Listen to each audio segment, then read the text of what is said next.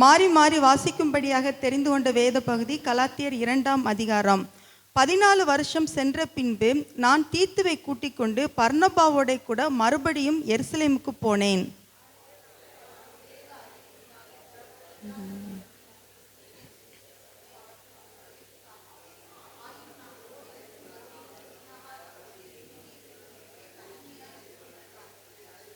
ஆனாலும் என்னோட கூட இருந்த தீத்து கிரேக்கனாயிருந்தும் விருத்த சேதனம் பண்ணிக்கொள்ளும் படிக்கு கட்டாயம் பண்ணப்படவில்லை.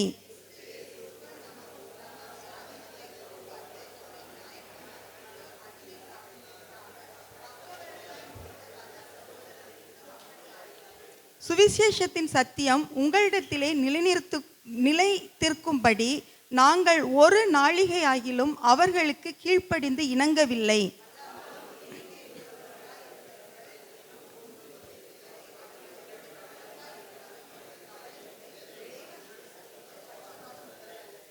அதுவும் அல்லாமல் விருத்த சேதனம் உள்ளவர்களுக்கு அப்போஸ்தலராய் இருக்கும்படி பேதுருவை பலப்படுத்தினவர் புறஜாதிகளுக்கு அப்போஸ்தலராய் இருக்கும்படி என்னையும் பலப்படுத்தினபடியால்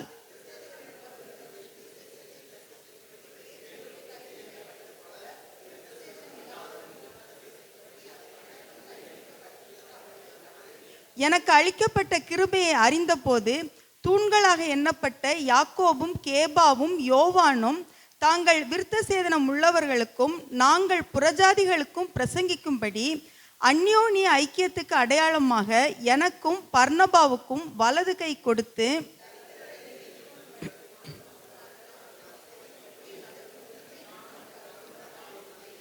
மேலும் பேதுரு அந்தியோக்கியாவுக்கு வந்தபோது அவன் மேல் குற்றம் சுமத்தினால் நான் முகமுகமாய் அவனோட எதிர்த்தேன்.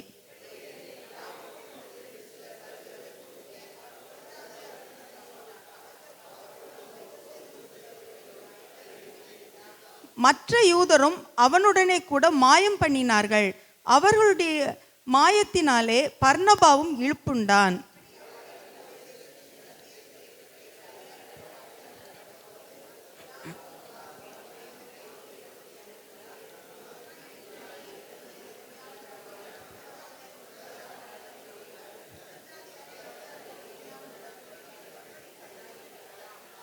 புறஜாதியாரில் பிறந்த பாவிகளாயிராமல் சுபாவத்தின்படி யூதராயிருக்கிற நாமும் இயேசு கிறிஸ்துவை பற்றும் விசுவாசத்தினாலே அன்றி நியாயப்பிரமாணத்தின் கிரியைகளினாலே மனுஷன் நீதிமானாக்கப்படுவதில்லை என்று அறிந்து நியாயப்பிரமாணத்தின் கிரியைகளினால் அல்ல கிறிஸ்துவை பற்றும் விசுவாசத்தினாலே நீதிமான்களாக்கப்படும் படிக்கு கிறிஸ்து இயேசுவின் மேல் விசுவாசிகளானோம்.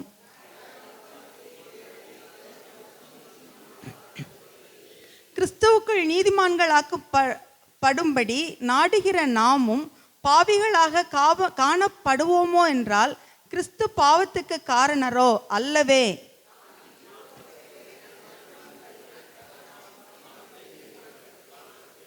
தேவனுக்கென்று பிழைக்கும்படி நான் நியாயப்பிரமாணத்தினாலே நியாயப்பிரமாணத்துக்கு மரித்தேனே.